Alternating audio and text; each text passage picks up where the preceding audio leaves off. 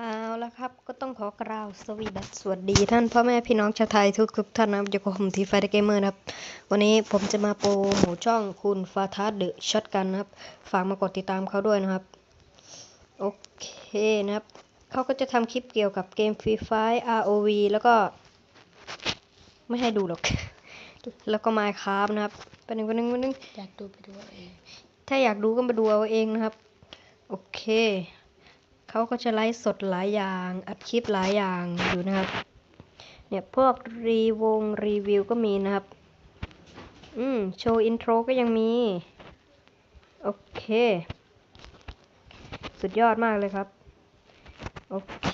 งั้นก็ฝากมากดติดตามเขาด้วยนะครับสำหรับคลิปนี้ก็ถ้าชอบใจอย่าลืมกดไลค์กด Subscribe แล้วกดแชร์ผมด้วยนะครับสำหรับคลิปนี้ขอบคุณครับบ๊ายบาย